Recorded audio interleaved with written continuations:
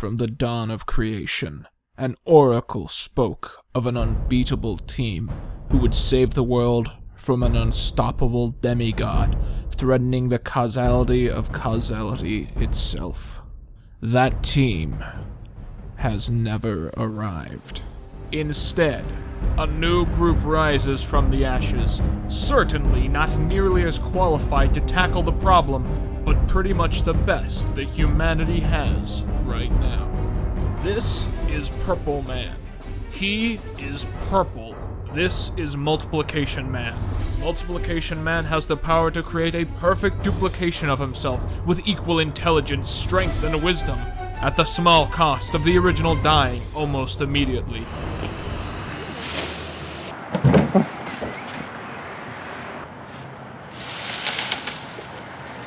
This is God. He is surprisingly quiet. At the age of 22, Jerry Falcon was hit by a car which knocked him into a container of scientific equipment that mixed together the perfect chemical concoction that enhanced his aerobic skills while also permanently damaging his respiratory system. He is the Asthmatic Flash.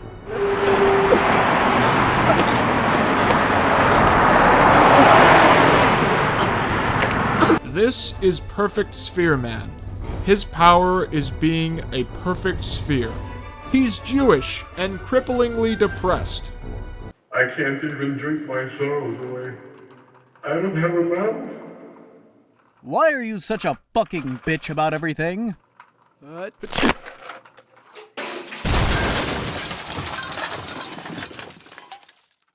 That one was an accident. A child prodigy with an incredible mind, Bruce Allen spent nearly a decade of dedication building up a perfect suit that gave him the abilities of a god. Super strength, invulnerability, and flight were all at his command. However, the completed suit looks so ridiculous that he avoids putting it on at all costs. Yo, purple guy, you got this one, alright? And their leader, Scarce. Hey guys, it's Scarce here. As a child, Scarce developed the power to sense double uploads within a 10-mile radius. I'm definitely feeling just one upload today. Together, they are the Supervised Squad. Dang it! How many movies am I gonna watch today that seem like they're Suicide Squad when I put them in, but then they turn out to be something that kind of sounds like Suicide Squad, but isn't Suicide Squad at all? Whatever. I'm just gonna turn my head away from this pile of DVDs, and I'm gonna grab a random one, and I'm sure that one will be Suicide Squad.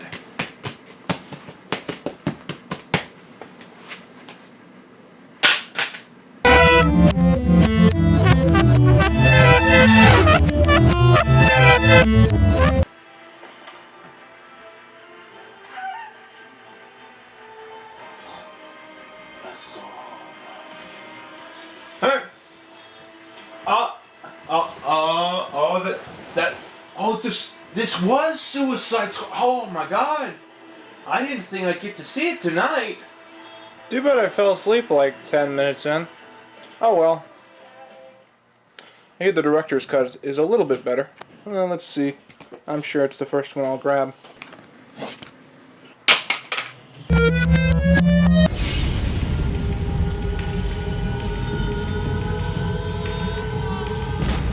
But yeah, oh, this guy was bored. He was so bored he grew a little beard. That was the worst movie I've ever seen in my entire life.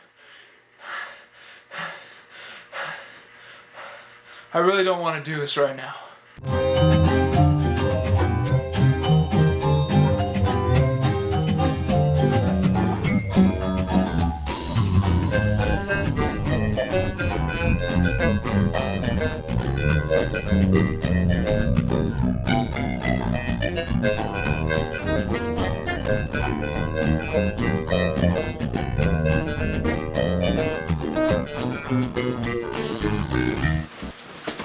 Welcome back to Knock Off November, except for the fact that no, it's not November, it's December, it's Christmas, we've come full circle. Asylum Films are perhaps the most notable mockbuster company to ever start releasing films. They're so infamous at this point that they're almost a household name, and this has had both a positive and a negative effect on their evolution as a company. Interestingly, the Asylum wasn't originally a company that tried to piggyback off of the success of other people's hard work. Their first film kinda looks like it totally could be a real thing that someone somewhere could actually enjoy unironically.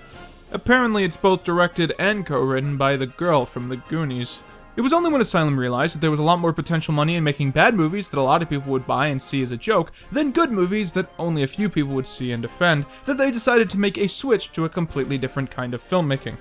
In 2006, Asylum released their third technical mockbuster, which I would argue was actually the first of theirs to be legitimately legally questionable. The cover of said film featured a train coming out of a snake's mouth. One of the people seeking investors for the project was asked if that was actually in the film. So he made them put it in the film.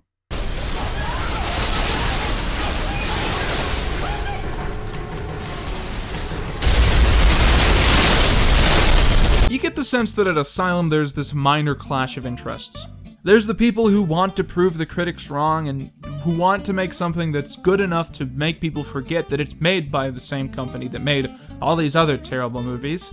Then there's the people who realize that it's inevitable that the movie they're making is gonna be bad, and they want to at least make it a fun kind of bad. But the main goal of the head puppeteers is still to make something that looks like it's another thing, because that's what hipsters pay for nowadays. I've gone on record to say that films like Manos, The Hands of Fate, and Grave Encounters 2 would never end up on a long-term list of the worst films that I've ever seen. This is because those films are kind of fun, and I enjoy watching them. They're bad. I disagree with everything about them from a creative standpoint, and if I had been involved, they would have been completely different films. But I never felt like turning them off to watch something different. Well, I did. That's a lie. There are parts of those films that are kind of slow and weird.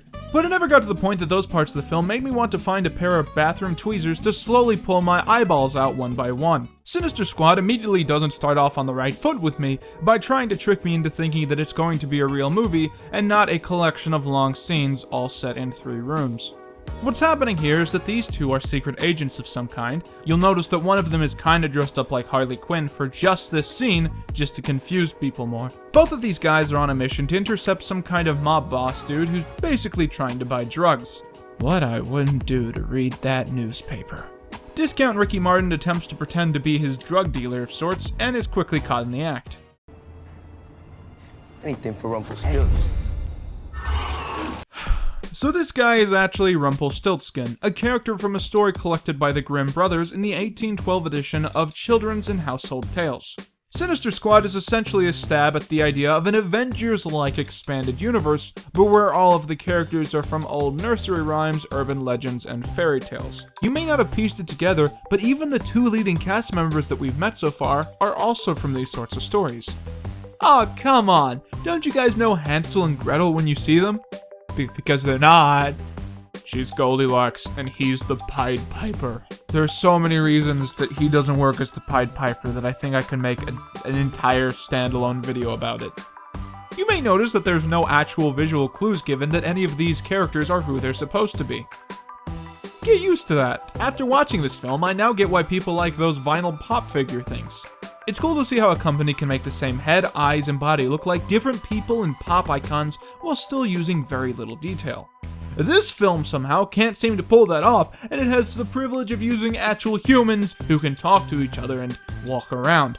There's only one real character in this where you can tell who he's supposed to be just from his initial appearance, and that's only because he kinda looks like Johnny Depp. Instead, the script will lackadaisically wander through scenes, and occasionally characters will be given one-liners that hint at who they're supposed to actually be.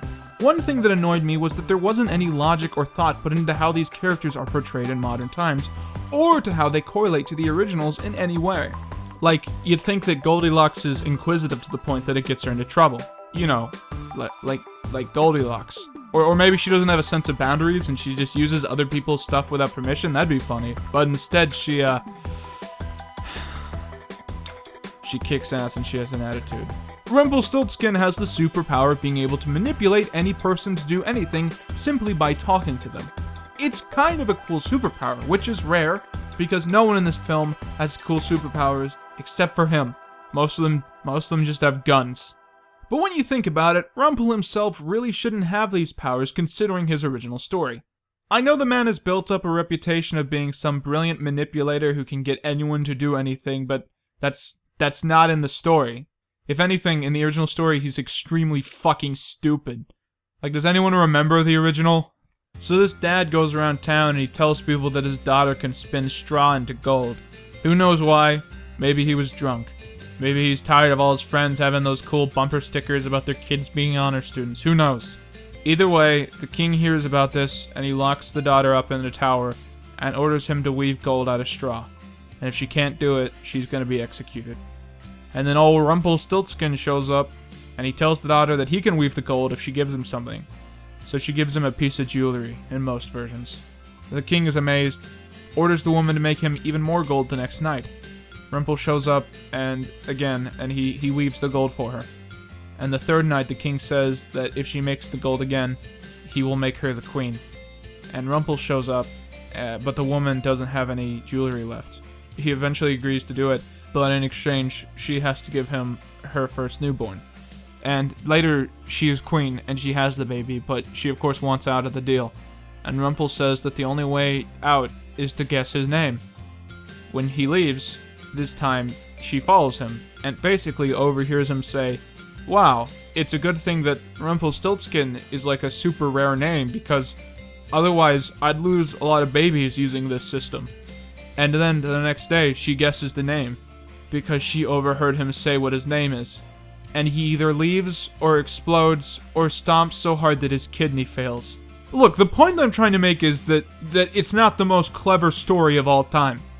Every time I hear it, I forget what the ending is, and I expect something cool, like him turning out to be someone she used to know, or maybe she says it totally by accident. You remember the time you were stream fishing in Mercury Creek and you got that soaker? Oh, yeah. You remember the sound your boot made when you were walking home? I have a sushi. This is a story meant for people who had almost no formal education. It wasn't meant for us. These people were so dumb that the only way they could imagine solving a riddle would be if they just overheard the answer while they were hiding in the bushes. But yeah, Rumpelstiltskin, he's not a smart dude, and he didn't make anyone do anything. He lost. That's the end of the story. If anything, Rumpelstiltskin's power should be turning shit into gold, which I guess explains why he looks like he just ate a big old bag of popcorn and he never picked the kernels out of his teeth. And apparently there's another operation not part of Goldie and Pipers who are also hunting Rumpelstiltskin. Death! Death himself. Yes, they had every urban legend, wives' tale, and pop-up book throughout all of history, and they just went with Dead as the main villain. I mean, I guess Rumpelstiltskin is just really hard to one-up in the end, isn't he? Hey, wait a goddamn minute. Why is the Pied Piper a good guy? The Pied Piper is way more evil than fucking Rumpelstiltskin. Didn't he, like, force a bunch of children into drowning themselves just to prove a point? Why doesn't he have mind powers? This doesn't make any sense. So this dude shows up and he tells Rumpel that Death wants him dead, and then he kills himself. The Lord of Darkness has amazingly generic henchmen. But then Rumpel gets knocked out by a good guy henchman, and he is approached by the good guy leader. Curiouser and curiouser. We've made a delightful mess of things, haven't we? Let's not dally now. It's through the looking glass for you. Alice in Wonderland's not a fairy tale. It's a book. It's a book that's 150 years old, easily within the public domain, but it ain't no fairy tale, so don't put it with all this fairy tale shit and expect me not to notice, because what you're doing right now, you're just trying to be lazy. You're just trying to cheat. You're cheating right now. You're including shit that doesn't count because you know that everyone's going to recognize it, and you're going to be able to pull a bunch of stuff from it without thinking about the consequences of having this be set in your little shitty multiverse. Look, you have every story ever made by human hands up to probably the past 200 years, okay? Just choose from that. You have a plethora of content, you gotta look through it, but there is stuff that people are gonna know about, other than things that aren't the thing that you're looking for. Establishing shot of a random cool-looking building the filmmakers didn't get permission to film. This was the first moment in the film where I thought to myself something that would consistently echo throughout my brain for the rest of this presentation. Wow. I don't fucking care. Perhaps I am mad. Why, sometimes I've believed as many as 6 impossible things before breakfast. Shut up, fuck you. It's the attitude, man, the attitude. It's bad enough that the film doesn't have a script that explains shit. It's hard enough to care when so little of anything makes any sense and nothing is unique. But it's the fact that the film still acts like it's some high-class character study, like a real film. It makes it so fucking unbearable and obnoxious. They walk around and do character shit for a while, and eventually they just put him in a cell room alongside a werewolf? Are you serious, movie? A werewolf? Did you literally have 2 minutes to come with all the stories you were going to feature in this movie? How were you so unimaginative with your concept? A werewolf. A werewolf. He's not even a werewolf. He's just a guy with teeth. That's all he ever is in the movie. He's just a guy with teeth who gets caught eating zoo animals. Which, of course, you would know about if, like me, you spent 5 minutes trying to read that newspaper from earlier in the movie. As you can see, your meddlings brought all sorts of grim beasties and monsters from your world to mine. So apparently Rumpelstiltskin was tasked by someone to find a magic mirror that had magic mirror rings or something. But he broke it by accident, and now everyone wants him dead for this. This line suggests that, like, when he broke the mirror, he did it in, like, the alternate dimension fairy tale world, and that sent all these creatures into the real world, and it was just enough weird creatures to acknowledge that something had happened, but not enough that anything interesting would happen, and you can make a good movie about it. Also, I'm only showing clips of them talking about this because nothing ever happens in this movie. It's really just scenes of people talking about how stuff happens in this movie. If it's so irrelevant to the story that you're only using it to justify why all the fairy tale creatures are in this universe, then why not just have this movie be set in the fairy tale universe? I mean, I guess the suggestion is that Alice is the only person to, like, be born on Earth, which I guess makes sense. Except no, because it still doesn't explain how Alice traveled, like, 140 years into the future.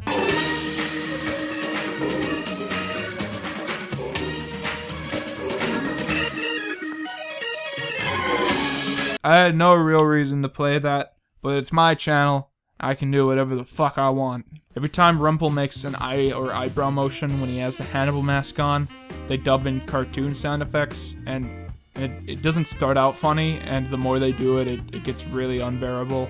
I like to imagine they didn't tell the guy playing Rumple that they were gonna do this, and he was just really embarrassed during the first screening.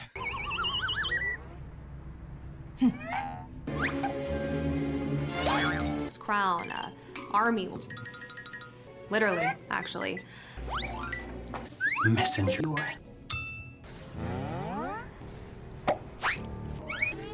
Cult.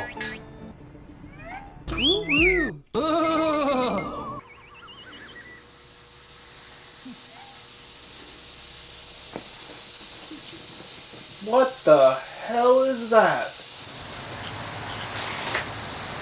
Oh, an interdimensional portal has opened up in my backyard and is dispersing various subpar superheroes all over it who are fighting some sort of unseen force. That's pretty cool.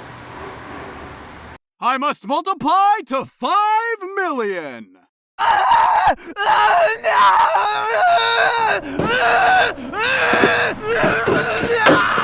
Someone help me, please!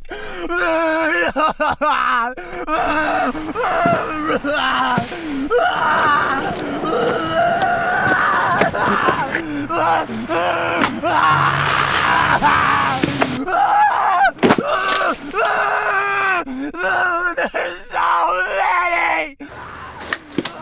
God damn it, I just finished raking. This is bullshit. Exposition shot of a hotel sign they filmed without permission. So Goldie goes to a hotel to intercept a fairy tale dude who she has to stop. It's a guy named Bluebeard who's obsessed with knives and fights her. Interestingly enough, Bluebeard is actually a real piece of folklore that they didn't make up. And it's the worst one I've ever read. Here's the story. Bluebeard has a lot of wives, and most of them go missing. Despite this, Bluebeard's estranged friend with a similarly gimmicky name tells him that he can marry his daughter. Bluebeard tells his new wife that she can go into any of his rooms in his mansion except for the one in the basement. But she gets curious, and she goes into the one in the basement. and all of his dead wives are there. Dead, not alive. And she's so shocked that she drops the keys.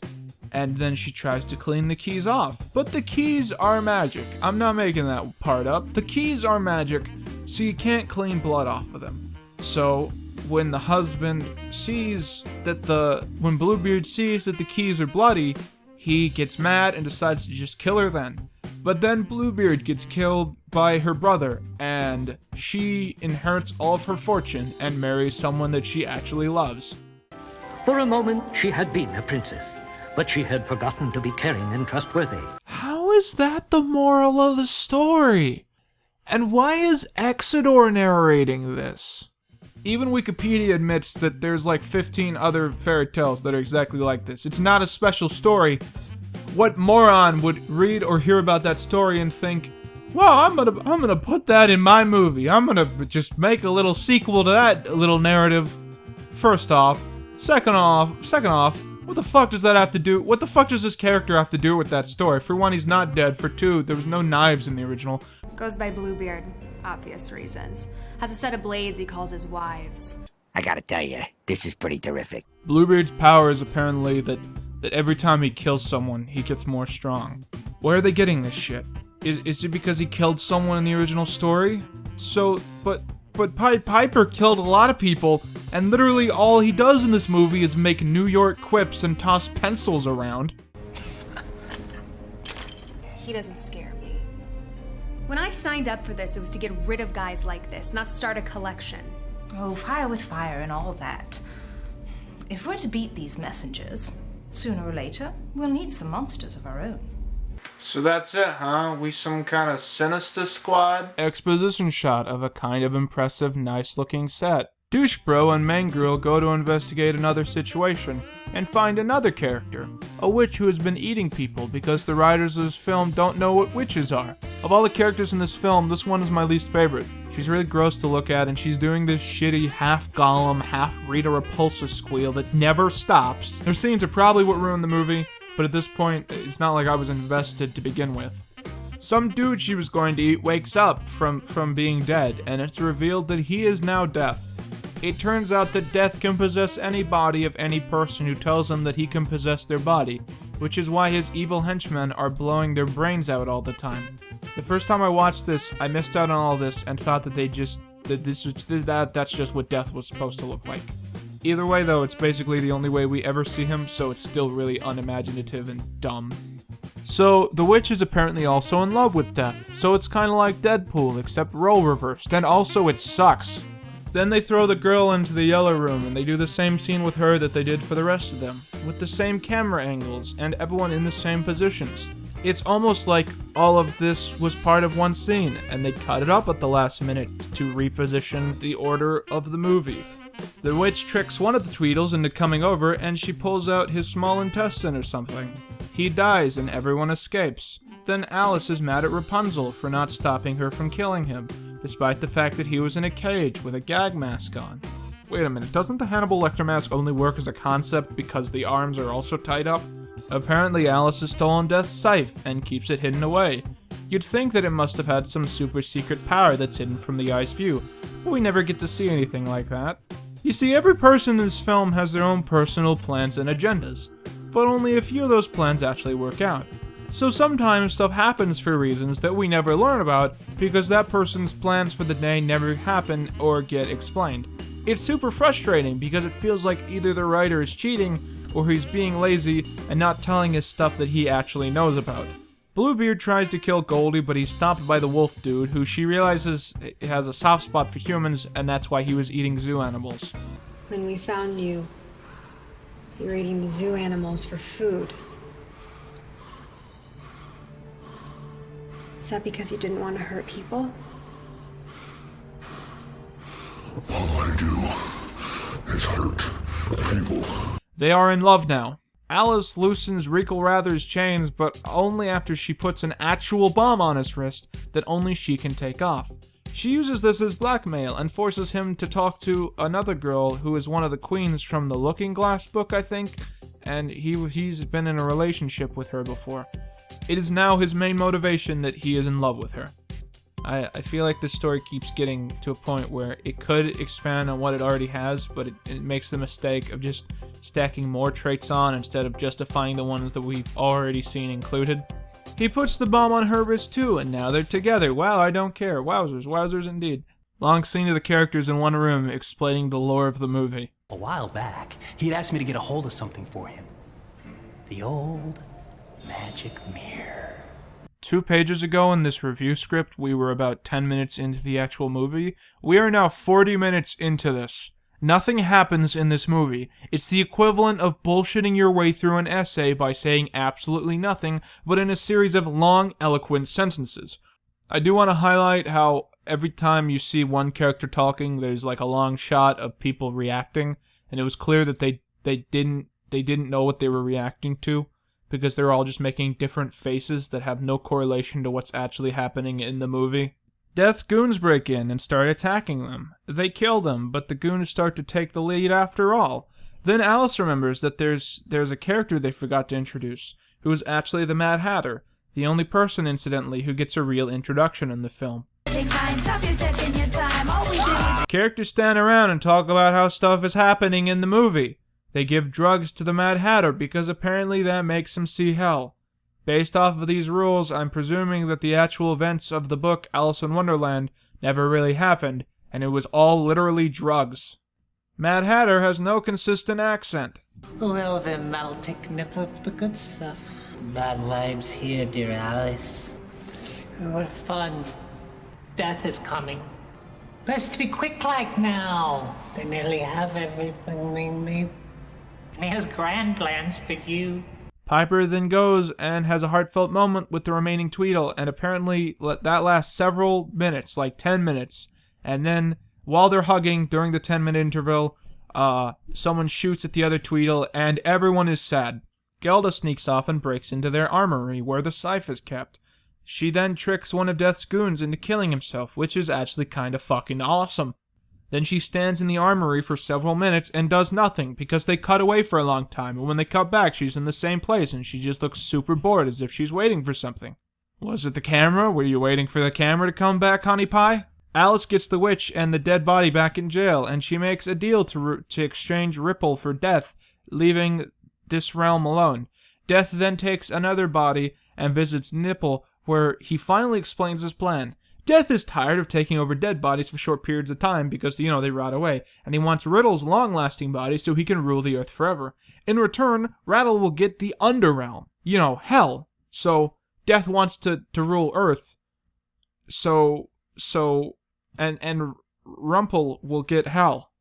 This was the scene that bothered me the most at the time because it's literally just filmed in one location, in one angle, and it goes on for several dozen minutes. The movie passes the hour mark during this series of interactions. Rattle finally gets down to the armory, and Gelda, who reveals that she's found magic glitter that will give him back his manipulation powers. But then he stabs her so that it'll look real when Death kills him and takes over his body. Or something like that. I don't know, because nothing ever gets explained. Then Rat-a-tat steals Death's psyche and runs off with it. He never does anything cool with it, he just has it now. Then Bluebeard stabs the werewolf, which makes Werewolf finally transform. I was hoping that he would, suddenly turn into a bear suit, but instead he just stands around on his tippy toes and he yells a lot, which is... it's better. But then she makes him tame by making out with him. But it doesn't really work because he has these giant fake teeth in, so she's really just sucking at the center of his mouth. But yeah, that's romantic. And now he's fine. We good?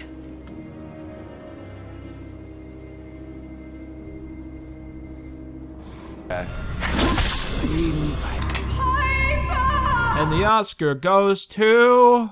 Death shows up, reveals that Rumple agreed to let him use his body. Fuck you, I don't care. Fuck you, I don't care. Fuck you, I don't care. The sacrifice must be perfect, my love. The circle must not be broken. Fuck you, that's a square. He doesn't care about you. Liar! I'm the one who doesn't care here. I'm the one who fucking hates all of you. I hope the room explodes and the movie just ends. That's what I want right now. I hope there's a gas leak when you're doing the little thing. I hope everyone just fucking blows up. Alright, just give me something to hit. Let's go! You can't win! Ow! Jesus Christ, I'm in so much pain right now. Every character who's boring in this is a good guy. And every character who's actually kind of interesting in this, they're the bad guys we're supposed to hate. Until this scene, I couldn't tell who was supposed to be the good guy that we were rooting for, because Alice is clearly morally unhinged, and all the other characters have no real consistent plan or side of the situation at all. Rumpelstiltskin completes the sacrifice and lets Death into his body, and then Alice blows him up as part of their agreed triple cross, and Death now is no longer in control of Hell, but also has no body to occupy. Things are under new management downstairs. It's not as sinister as you assumed, Alice. I gave a few souls back. Maybe you can make something out of them. Your own little Sinister squad. Okay, fine. You know why people don't like Shyamalan movies? Because no matter how big the twist is, no matter how much you didn't see it coming, if you weren't invested, if it didn't matter to you, if you didn't care, none of it will matter.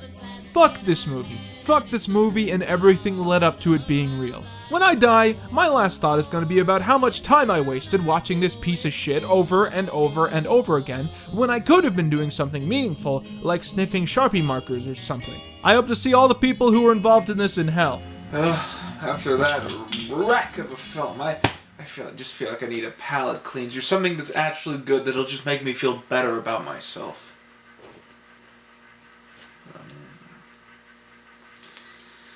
Hey!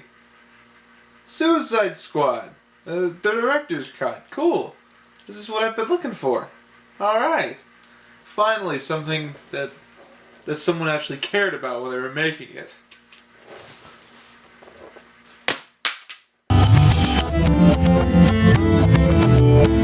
That was much worse.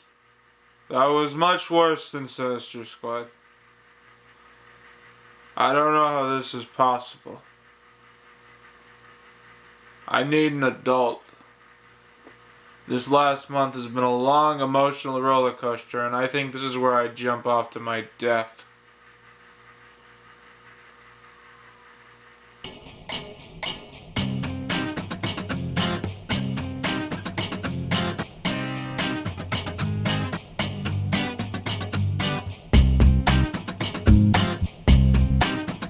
I sometimes dream that God and I are walking together in an endless desert of sand and lost dreams. Near the end of my journey, I look back and I see that the most difficult parts were those that I walked alone. Even now, I walk alone. For you see, God abandons you when you need Him most.